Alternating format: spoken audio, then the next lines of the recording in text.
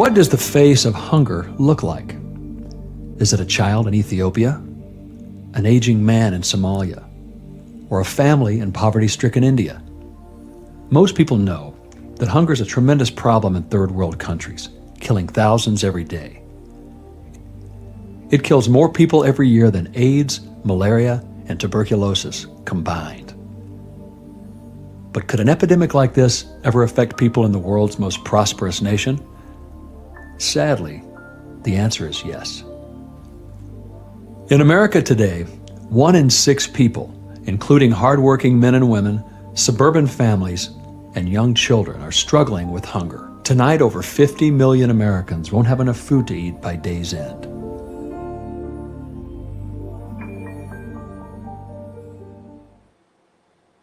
And welcome, folks. Welcome to a special edition of Pastor Bob's Coffee Break. We're going to talk about homelessness. We're going to talk about hunger in America. And I'm joined by my good friend, Mr. Todd Bowe, Pastor Todd Bowe. Good to see you this morning, dude. Good to see you. Thank you. So, Todd, we've been working with homelessness for a while now. Actually, it's 18 years that we've been working with it, and things have kind of fluctuated, and we've not changed course, but changed how we do things a few times. The ministry keeps growing because the homeless situation keeps going, and we're now not simply feeding the homeless, and Lebo will be on with us in our second hour, talking about the street ministry and the ministry to the homeless themselves. And he has taken over our street ministry, doing it, great job. He's the best at it. And also he's been teaching in the prison. We want to talk to him about all of that. But Todd, let's talk about some other things that we're involved with. And I want to say good morning to some folks. John is here from Michigan. And folks, if you're joining us today, let us know where you're from. Sign in, please. Let us know where you're from, and just let us know that you're watching. AV is here. He says, how are you doing? Do you know what is going on with Israel and versus Hamas?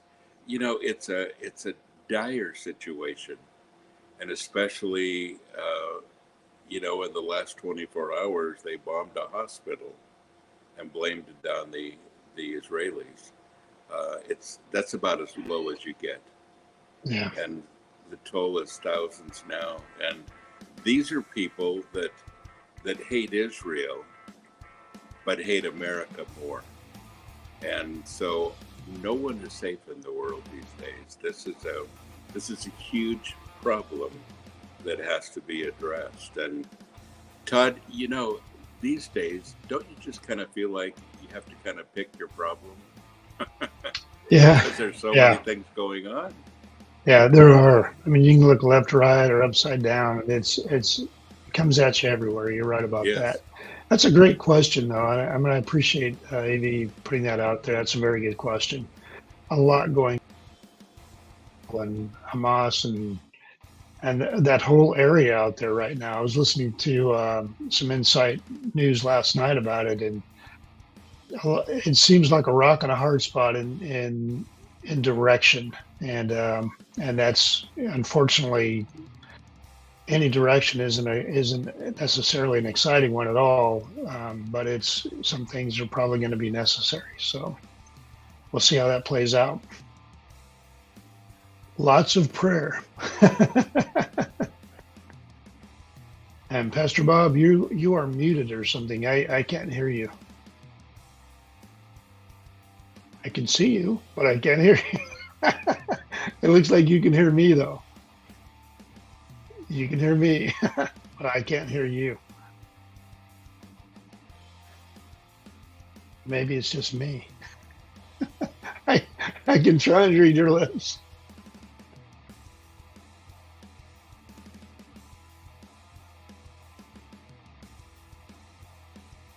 Hey, John, are you able to hear Pastor Bob? I am not able to hear Pastor Bob, but we will go ahead and we will let Pastor Okay. Bob step away to disconnect, reconnect, and hopefully we'll get audio back with him, and we will reconnect with him momentarily. But Todd, you guys have been involved in the homeless ministry for quite a bit. It's been kind of a special part.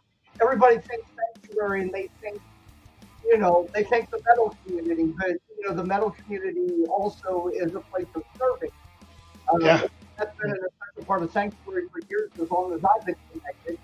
And talk a little bit about, I know there's been a transition of some situations going on in Nashville, like as well, that you mentioned, you guys aren't able to serve in the capacity that you guys have been able to. Talk a little bit about that. Sure. Yeah, you bet. Well, and when Pastor Bob and his mom and his dad started this ministry, it was 18 years ago, and the metal community just was drawn to it, which is awesome. And that's, says a lot about the metal community and where the hearts are at with sanctuary and the history of sanctuary. But what we did this last year, we kind of saw where things were, the dynamic of the direction of where things were going. And what we tried and what we did was we essentially made sanctuary the storehouse or the location to be able to supply food for, well, at the time, I think it was 8 or 9 ministries. Now we're up to 13 ministries that we're supplying food for. And in addition to families that adopt kids that have been trafficked. And we've also picked up a ladies shelter. And they actually have 14 ladies that live there with their kids. So we're supplying food there as well. So what's happened when that transition took place was we were, I think at the time we were getting, maybe a pallet and a half of food. Since then, we have grown to getting 3 to 3.5 pallets of food every 3 times a week. So that's Monday, Thursday, and Saturday. And I don't think we've ever had this much consistency or this much food coming at us at one time. But the amazing thing is the need has grown so much that you're just seeing it lateral over into where the need is at, which is awesome.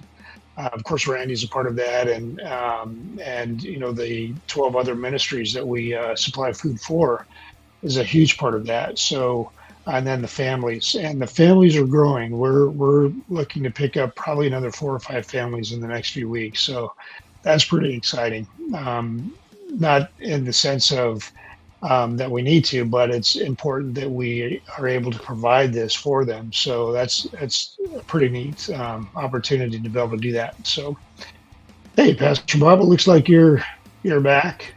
I'm back. Can you hear me now? Yes, I need to actually turn you down. All right, there we go.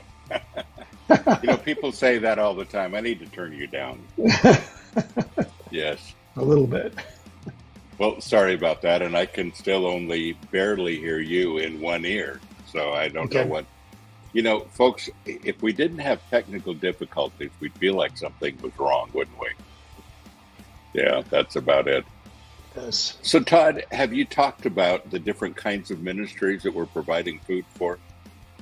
No, not really. I mean, there's, not in depth. I just kind of touched on the history and, the transition of what we just have gone through and where we're at right now. So, well, why don't you talk about that? Because one of the ministries that we have here at Sanctuary is the food comes in and goes out almost daily. We have a lot of food from Trader Joe's, from different sources, actually, not just Trader Joe's, but that's our main source. And we feed a lot of different ministries, different kinds of ministries. Would you talk about that for a minute? Sure. Yeah, you bet. Traditionally, you guys, most people are familiar with our homeless ministry, where we were actually making food and taking it on the street. And since the transition stuff of that, Randy has picked up a big part of that. And so he's really more on the street, and he's kind of grown that into additional areas that he'll talk about in a little bit. But the other ministries that we provide food for, some of these ministries they continue to make food and take it onto the street, but they also will go into areas where you'll find a lot of grandparents that are watching their grandkids, and they are literally they don't have enough food for the day. There was one grandmother that we picked up. It was a couple weeks ago, where one of our guys went in, and she and the grandkids were splitting and dividing up a hot dog, and that was their dinner for the evening, was dividing up a hot dog to eat. It was one hot dog, and so that ministry supplied food for that grandmother and the kids, the grandkids, and so we'll continue to do that with them. So, not everybody is on the street, but they're just a stepping stone away from that. And if we can help them stay in their residence and in their location, I know that the folks that supply food to us are completely fine with that, and they're excited about this and what we're doing. So that's a huge part of it. And so the ministries will go out and they will find those kind of locations. And unfortunate for us, we get to be a part of that opportunity to supply that food. And the ministries work with us so well. There are times where we get overwhelmed with food, and there's only a couple of us, and it's like there's a ticking timeline when you got to get this food from the location you're picking it up to the storehouse and into the fridge or the freezer. So it's got to move fairly quickly. And Yes. We get a couple of these ministries that will come out and help us out, which is awesome. And they've been really, really a huge blessing in getting the timeline and everything else squared away. But the streamline of things has worked out pretty well. We pick it up, we sort it out, we get it into the storehouse, we get it into the fridge or the freezer, and then usually either that day or the next day following it, it all goes right back out, and it's empty again. So it's a good movement. Good movement. In and out. Yes. Because that's what a ministry is all about, the thing. So, Todd, we're also getting into another area that we've actually not done much with before, and that's the area of trafficking. Yes. Would you talk about that for a minute? Yeah, you bet. This one is a delicate one to talk about, because the intensity of the experience that the families go through when they get kids in that have been trafficked, it's completely different than probably any other experience for a family that takes in a child, whether it be a family member's child or a different kind of adoption. These kids have had a history of very difficult time with adults, with young people around them, who have used them in very destructive ways. So these are things that that the families, when they bring these kids in, not only does it cost them emotionally, spiritually, and physically, but financially as well. And these families will they pay a very large amount of money to adopt these kids, but in addition to that, they also take the predators to court to try and get these guys locked up. It doesn't happen very often that the predator is actually locked up. The reason for that is because the kids don't always know how to express what has happened to them. So they don't know how to verbalize it. They don't know how to bring that forward, and that's a traumatic thing for them. To relive that and to re-bring that up is a very challenging thing. So it's hard to prosecute these perpetrators. So, but for us, go ahead. Well, I was going to say, for us, we get the opportunity when they come and pick up food to spend time with them, the parents and the kids, because they will bring the kids, and we've got Pastor Jake at the storehouse. So he's got a dog named Hans, This dog is great with kids. The kids love this dog. He's a German Shepherd, and he's just wonderful with kids. And they get outside and play with him, run around with him. So, just something to kind of liven up the world a little bit and kind of lighten it up. So there are future plans for that, but for right now, this is where we're at and what we can do. So that's an exciting Yes, part. it totally is. And it's interesting too, Todd, that we're we're finding more and more and more that there are more trafficked children than we can even imagine. Yes. And I hate to say it, but the people involved in it go right up into our government and everything else worldwide. And this is a worldwide problem, folks. It really Yes. is. Yeah. I don't think we can hide our head in the sand. And they used to call us conspiracy theorists, and I think the conspiracy theorists are the ones that are not talking about it these days because there's so much proof of what's going on. But at high risk are children, and hundreds of thousands of them all over the world. Yeah. And it's a big deal. So I'm very happy that we can be part of that, Todd, and that we have that opportunity. Todd, I want to address one more thing, and I don't want to be shy on this because um, a lot of what we're doing is hanging in the balance right now. It's getting very serious for us. Um, there's a few things that we depend on. And folks, I don't want you to turn off because I'm about to talk about finances, but I want you to listen to my heart, to Todd's heart. These things are so important. It's so important that we continue as the need becomes greater, not less, greater. And right now, the ministry is taking in less than half of what we were last year. We're struggling hard.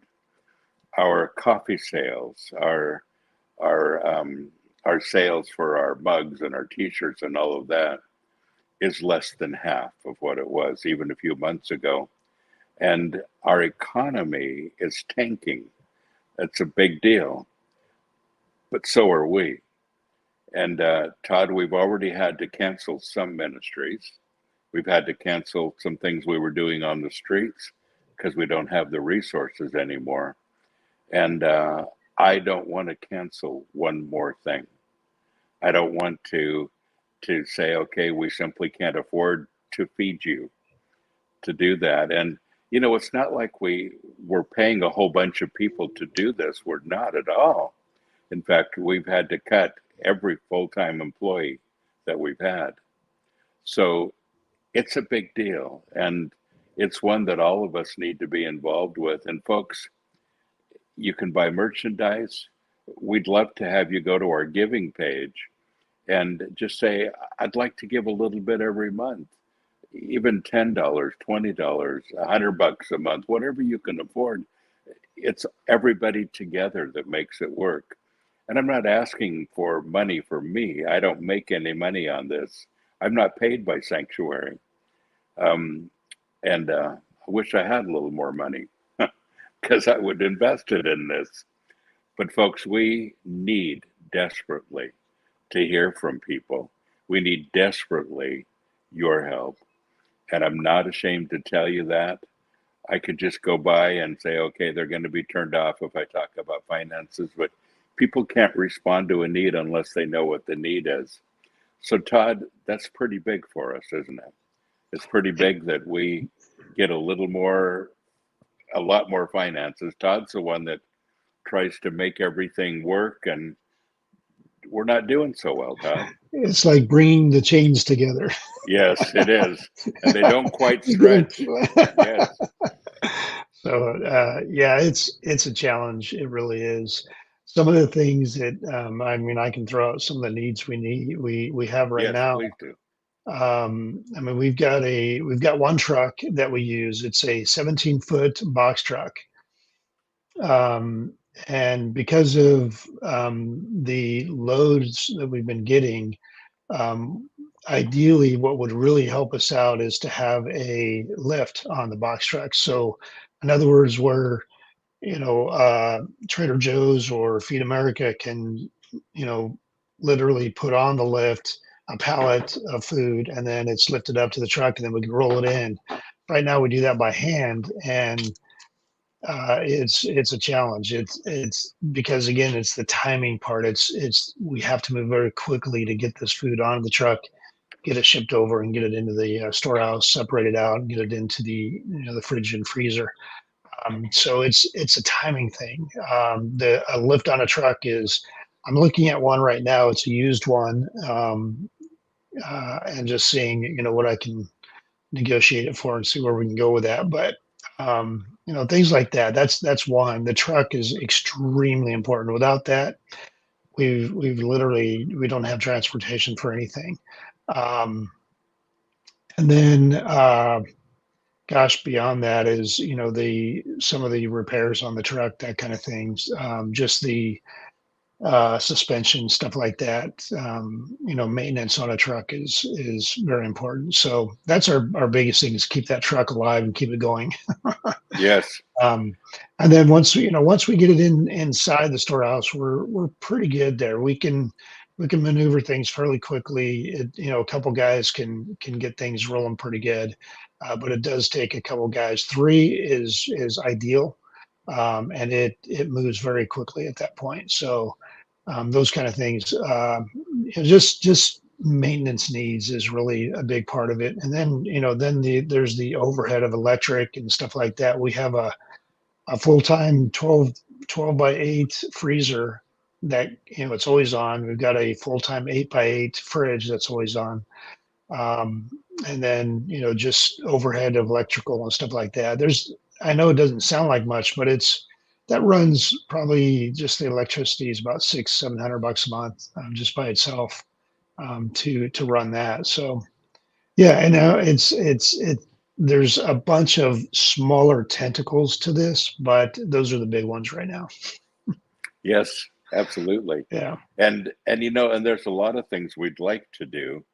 yeah, We'd like to have a small playground for the kids, the yes, traffic kids that come to play in. But and it isn't just finances. We're really in need of help, physical labor, um, because we yeah, have to move the boxes. We have a bunch of old guys running this. And Todd, I don't want to call us old guys, but we are. And Todd, you've had some difficulties, some heart difficulties. Jake, the same thing.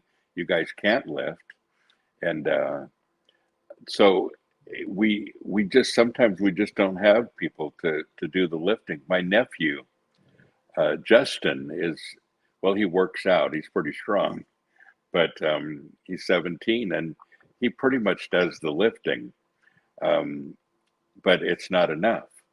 And there are many days when we just don't have enough people to move the food. So even if people in the area would like to get involved, that would be really awesome. yeah, But yeah, but Todd, there are so many things. We have to carry a lot of insurance because of what we do, which is yeah. extremely expensive. And there are just so many bills that we have, just little things that to make all of this work. Um, and ideally, we need a new truck, a bigger one that's refrigerated, which is what we're supposed to be using. It's what we're required to use, and we have been able to. So we're not asking for new things. We're not asking for anything that that is, I guess, out of the ordinary. Just things to help us keep going, so we can keep serving and keep going at it. But once again, if you guys could remember that, and if you would love to be involved with that, John, if you could put the URL on the screen again. It's just sanctuaryinternational.com/giving, and you can go there and make a one-time donation, or you can do it monthly and set it up that way. And I can't tell you how much we appreciate it when you do that. Yeah, I think some of the biggest area that you can really participate in is prayer. Man, if you will pray for the staff, the team, everybody that's involved in this for wisdom and knowledge and stamina. I mean, Jake and I, we ignore the weight lift ordinance. We don't have Yes. time for that. And we do what we got to do. Hard issues or not, and we got to get this stuff done. So, but it's if you'll pray for us, that's extremely, extremely precious to us, and we would appreciate that very much. Very, Yes, very much. absolutely. Well, folks, and thank you for your ministry to Sanctuary. We're excited to continue to serve not just our homeless friends, but the Sanctuary family that we do right here in this room. Once a month for right now, and it'll be a little more often. And John, if you have a slide, I'm not sure if you do for this next coming weekend, but the next one is there it is. I should have known John is ready with everything. He's We on have it. our Sanctuary Thanksgiving feast on November 4th and the 4th and 5th that weekend. Our worship team will be going. I'll be bringing a message. Our theme is I will cling to the old rugged cross. And we're going to talk about that, and we're going to talk about Thanksgiving, and we're going to share together the body of Christ and with fellow sanctuarians. And if you can join us, please do. If it's time for a road trip, come on. We'd love to have you here. Well, folks, thank you so much for joining me today. We have the second half hour coming up in just a few minutes. And Lebo is going to join us. Lebo does the street ministry. Very, very good at it. He's the best. And we want to get his perspective. We want to hear some things that are going on the streets also as we continue to talk about homelessness in Nashville in particular, but in America. By the way, we played a clip at the very beginning of this segment, and it's a documentary called Hunger in America. I'm actually in the documentary. We worked on putting it together. If you want a documentary that tells you how huge the problem is, you'll find it on YouTube, and just Google that, Hunger in America documentary, and you can watch it in its entirety on YouTube. And then there's another one that we'll play right after the break here, and it's from another movie called American Jesus. And I'm also speaking in that one about the homeless ministry. We filmed it underneath the bridge, and you can see the homeless in the background. And that one is available on YouTube as well. And it's called American Jesus. I think it's called American Jesus Documentary or whatever. And the full thing is on there. So folks, don't go anywhere. Don't touch that dial, as they used to say. We'll be right back in just a few moments.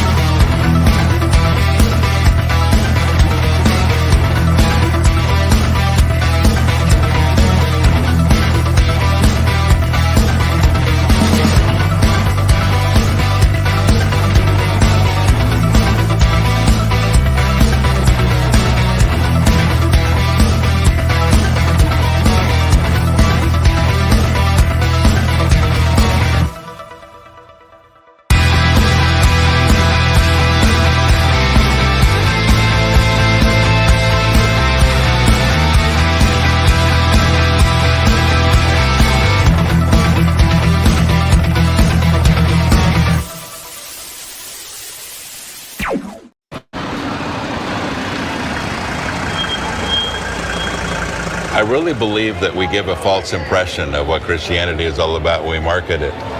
Christianity these days has become a real marketing strategy, and I don't think that's what it's all about. I don't think that's what Jesus had in mind. Well, I've been a pastor for 36 years now, have been pioneering Christian rock and roll music now for almost 40 years. And this is church underneath the bridge here. This is a little different than most people do it.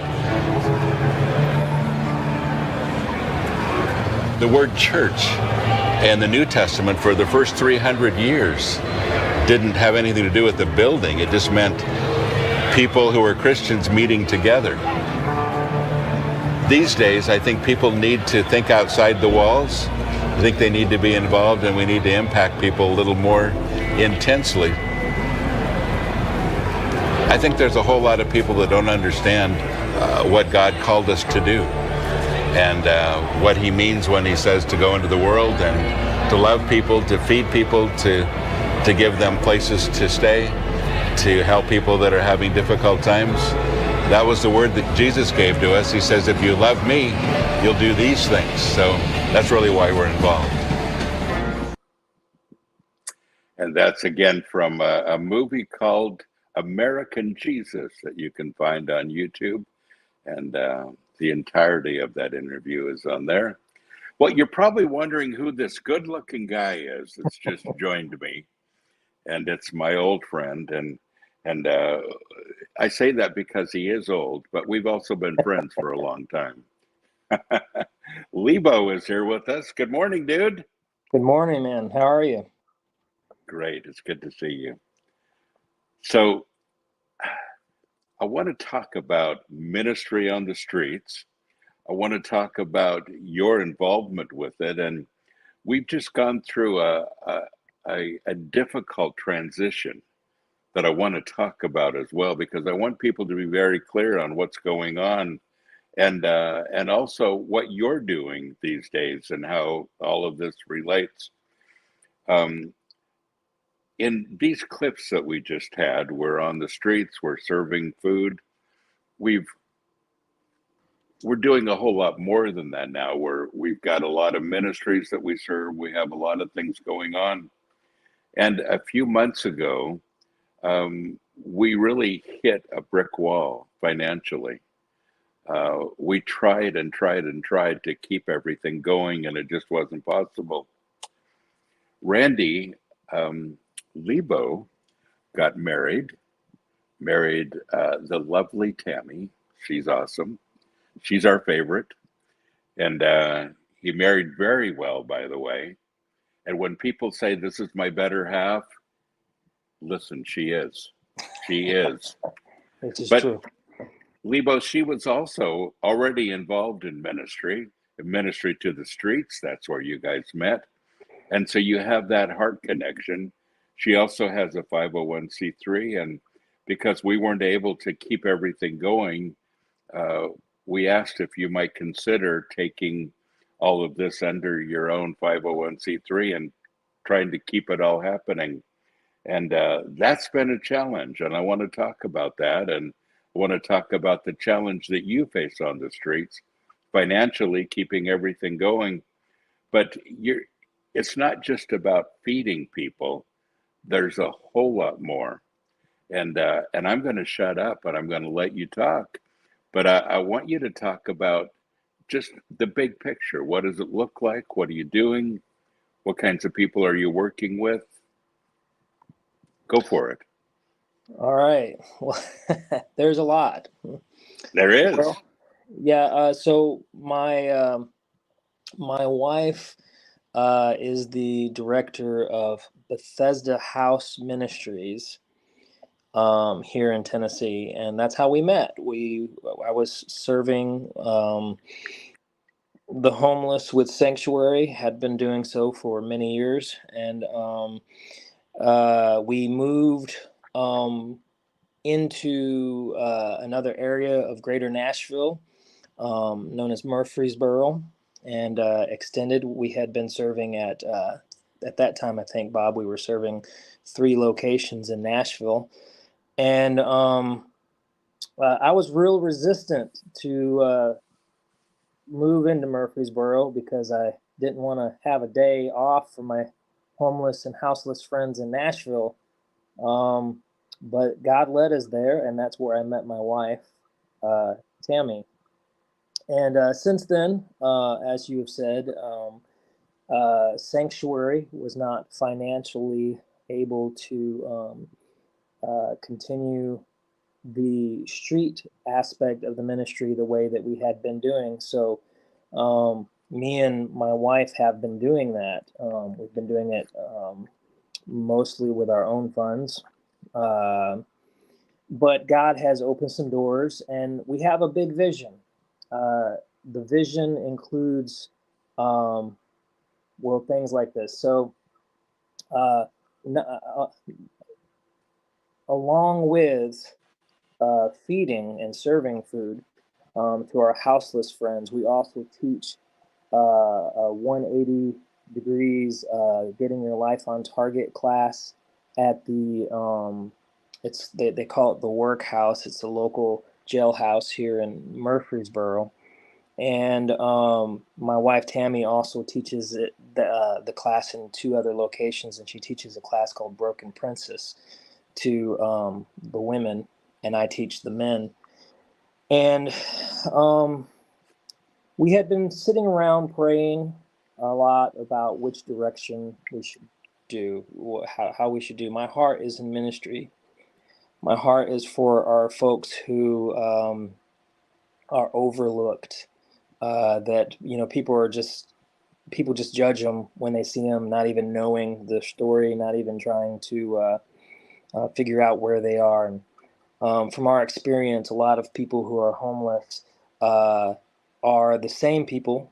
Many of them can be folks who are in and out of the jail. So we get to doubly minister to folks that way when we minister in the jailhouses. But also they're folks with a lot of trauma, and they don't know what to do with the trauma, and they mask it. They have a lot of anxieties. They have different mental situations that they have to deal with. And so our vision has been to, one, we hope to eventually provide housing for some folks who are ready for it. And as we provide housing, we will provide classes, life skill classes, trauma classes, Bible studies, and also a work program that God has opened the doors for me to do, and I'll talk about that here in a second. And do a program where if if the person is there 6 months, as they work, they earn, that money gets set aside for them, not all of it, but a portion of it, so that when they complete the program, they can have some finances to kind of get a jump start. And hopefully we'll see some healing during those months in the program.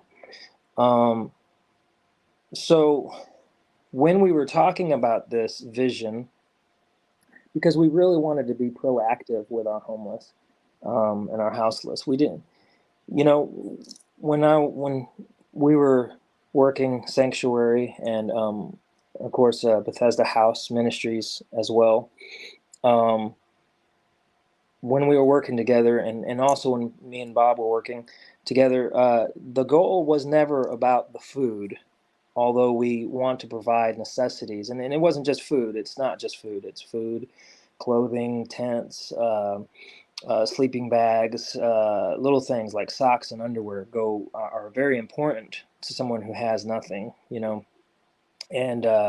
propane burners, propane, Mylar blankets, all sorts of things and items that we provide for necessities. But it's not about just providing for the necessities.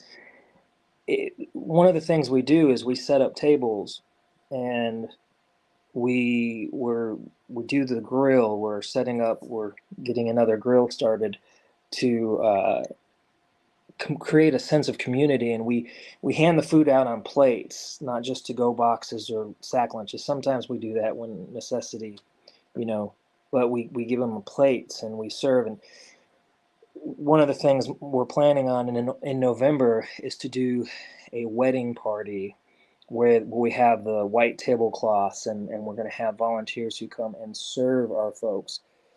And we sit down with our folks and we talk with them and we have discussions and we treat them like humans who have a story to tell and a reason where they're at. And, you know, when you work with people with trauma and you work with people with um, different physical and mental issues that they struggle with, um, it's it's not an instant thing. It takes sometimes.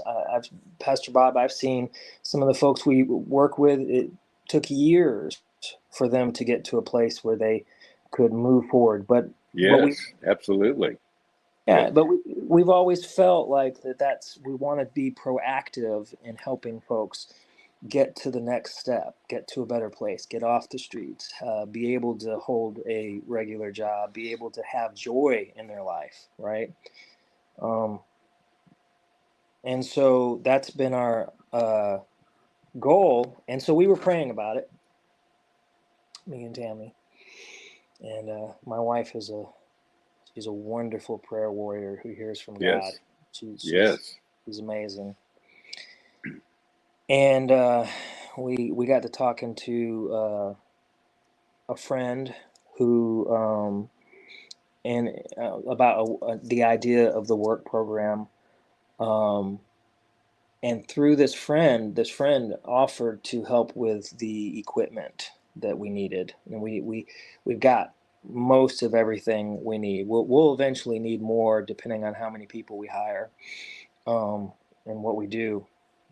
But we I wasn't sure because basically I was thinking about starting a landscaping business because I had run a landscaping business several years ago, and using that as the work program to work alongside the housing situation with that me and my wife have envisioned.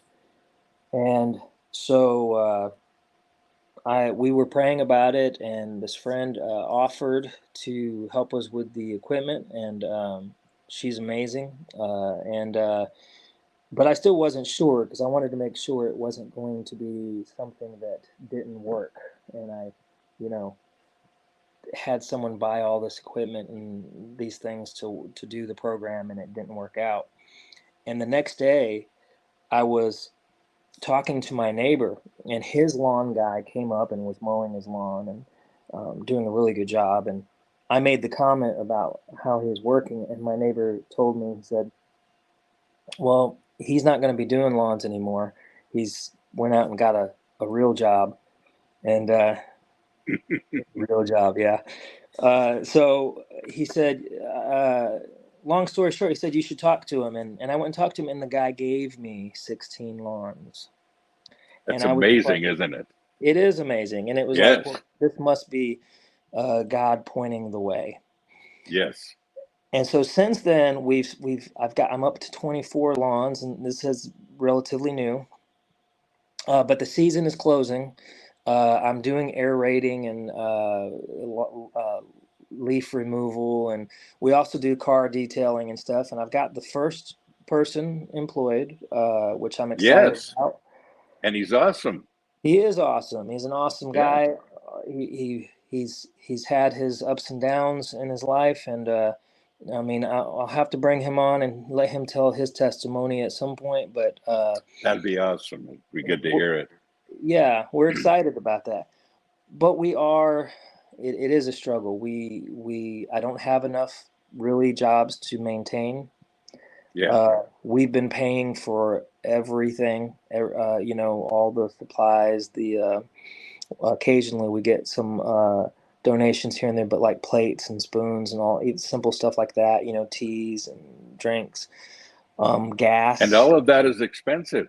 It is expensive, especially Yes. when you don't have a job. Yes. Yes. Well, you know, and I've thought about going, you know, doing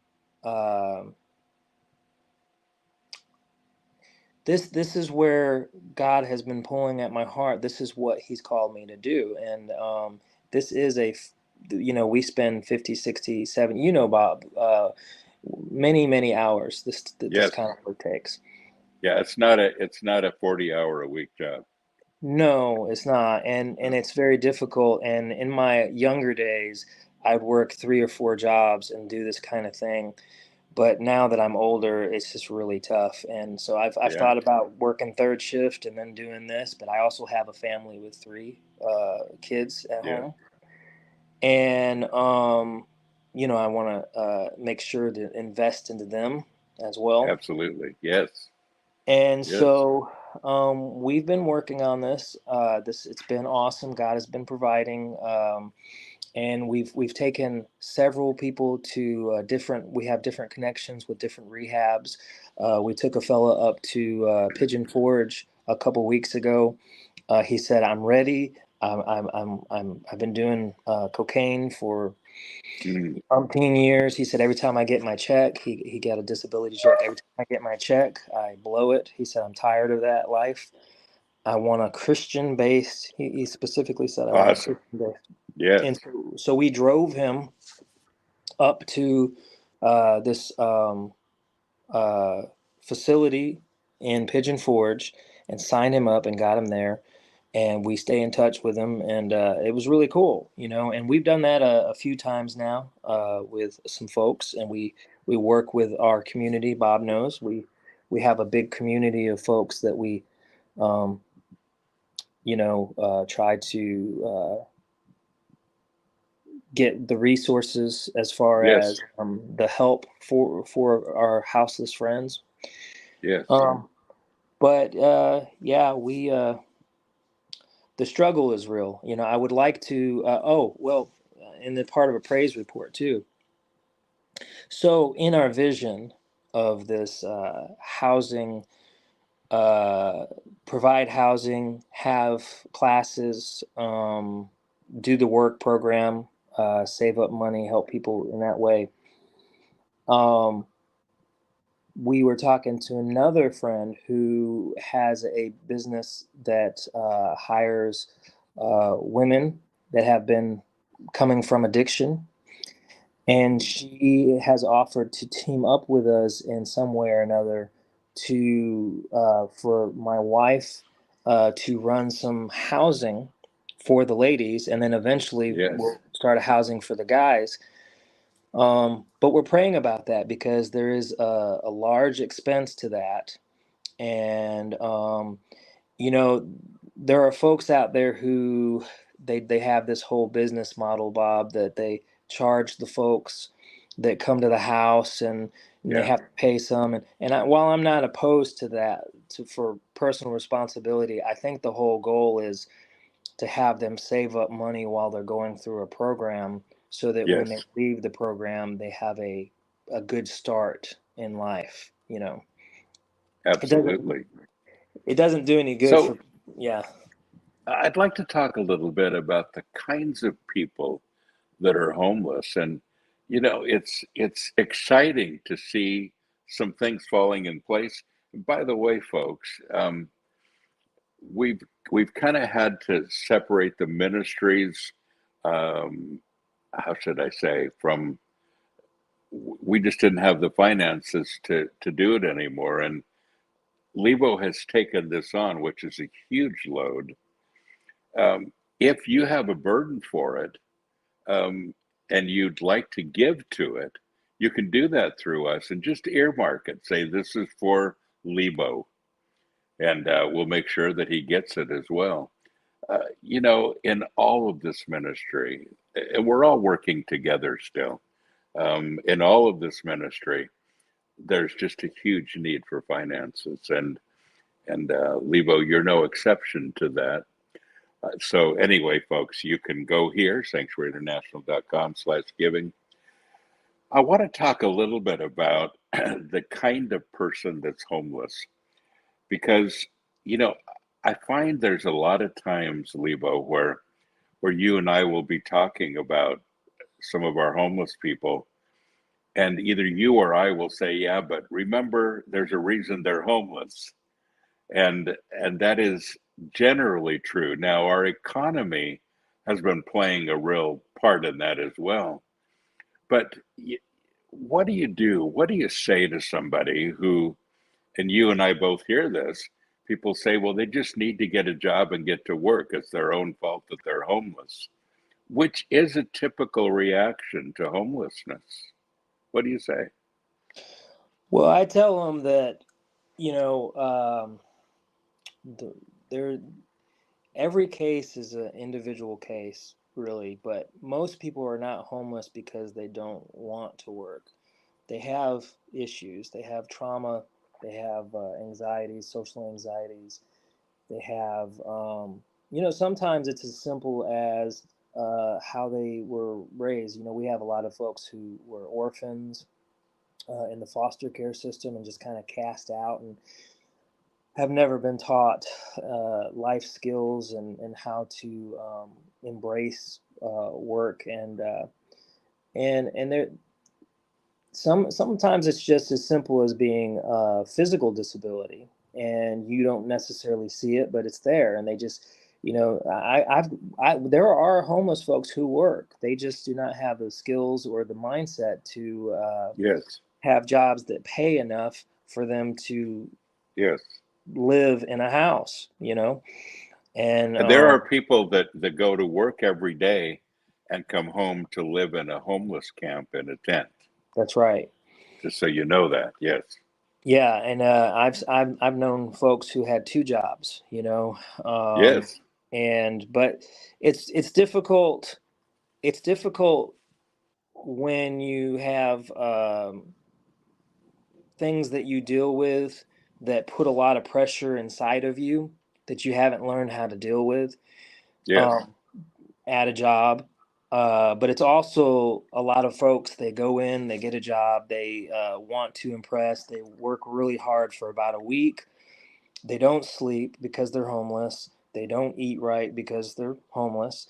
And they get to a point where they physically can't do it. And instead of trying to adjust, they just give up. They quit, until the next time, So Yes. there's people who went through divorce, and just the trauma of that they've lost their zeal for life. I have a friend now who is houseless that we're working with, that he had a lot of folks die around him. A lot of his friends die from different things, and it really affected him. And Yes. so he just gave up, Uh, and so there's different issues for everybody. I have a fella right now. He works full time at Nissan, but when he was married, something happened. He got divorced. He had to pay alimony. He doesn't make enough money to pay alimony and live in a house. So he rents a car through Nissan and lives in the car while he works at Nissan. Wow. So,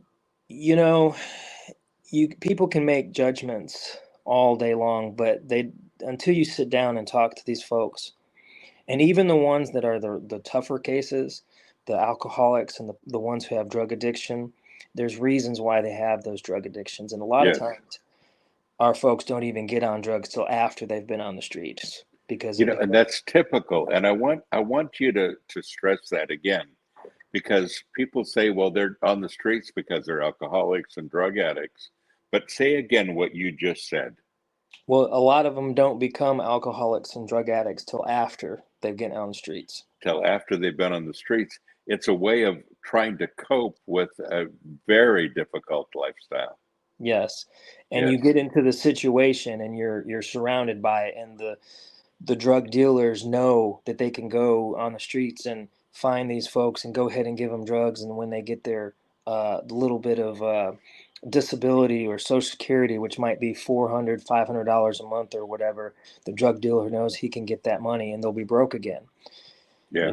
There's a lot of when you talk about sex trafficking, Bob, I mean, there's lots of women who the men get on drugs so they can control them, Yes.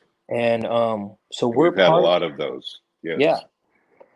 And so we're there to talk with these people. We're there to find out about them. We're there to intervene when we need to intervene, and when we can, we're there to help people with simple things like getting their license and their birth certificate so they can get a job. We really want to start this the housing where the people who are ready, that they can have housing and a job without worrying about losing the job for a few months, and they Yes. can go through training and stuff. And if they have some issues arise, we can work through it with them, so they can learn how to cope and be productive members of society. Yes. You know, and we love these So, folks, Bob, because we so know them. you know, it's not just about food, as Randy just said. It's not about food. It's about, it's about lifestyle. It's about deeper needs than that, which is why you're teaching a Bible study, which is why you're praying with folks, which is why we're involved with, do you need help? Can we help you get off the streets? And you've had situations where you've tried to intervene with somebody that you saw was about to be trafficked Hmm. and couldn't save her. She was loaded in a van and taken off. There are those situations that are heartbreaking, and yet we win a few. And there are all kinds of situations. Folks, I'm not going to spend every week and every broadcast asking you to get involved, but I'm almost pleading with you to get involved because the need is so great. And I know that the times are difficult financially for everybody right now, but folks, we're better than this. We can rise to the occasion. We can be involved. We can change people's lives one person at a time, Randy, as we always say, one person at a time, because that's what we're doing. And to drive somebody a long distance to take them to rehab, you say, well, you can't do that for everyone. We can sure try. That's right. And it's one person at a time. Lebo, thank you so much for sharing. I appreciate it. I appreciate everything that you're doing. Once again, if you'd like to contribute to the things that he's doing on the streets also, earmark your gift and say this is for Lebo, and we'll make sure that he gets it. And folks, for all of the ministry here, we appreciate you being involved. And the biggest thing, and I know Lebo would agree with me, that we need is prayer. Lebo is married to a prayer warrior. He knows and not that he didn't pray before that, but I'm sure he's praying a lot more because of that. She's a warrior, and that's awesome. And pray for this. Pray for all of us involved in all the food and the streets and all the things that we're doing. And folks, pray, be involved financially, and donate your time. You say, well, I don't live by Nashville. Every city has a ministry that you can get involved with, much like this. And every one of them right now is struggling. Every one of them. This is a difficult time. I hear this from every ministry, that their funds are about half of what they were. This is a difficult time we're all going through. But let's not let up. Let's keep involved. Let's keep pushing through.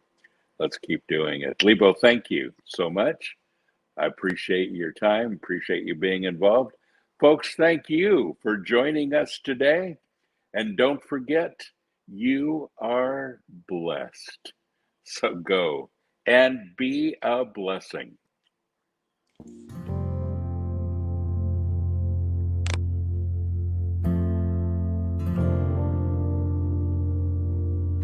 Well, we always tell people in our communities and really throughout America that there are simple things that they can do. Everybody can contribute. So maybe it's contributing your time to a local food bank or a local pantry program and helping them out and servicing those individuals who are in need. Well, I'd say there are several things that people can do to end the epidemic of hunger in America. But to me, the number one thing that people can do is acknowledge that it exists. We can no longer turn a blind eye in our community or our country to the realization that there are people we know, people whose lives can be touched by hunger. Yeah, there's a couple ways you can help. There's everything from volunteer to food bank. We have 200 food banks across the country. A lot of these food banks don't want to use their money for operations, for staff. They really want to be as efficient as possible and get food out. So if you can go to your local food bank, you can then participate, or you can help out packing boxes, moving boxes, setting up these backpacks that we talked about. The way that we deal with issues of poverty, not just here in our community, but in our nation, in our world, is that everyone has to do something. If everyone does something, then no one has to do a tremendous amount.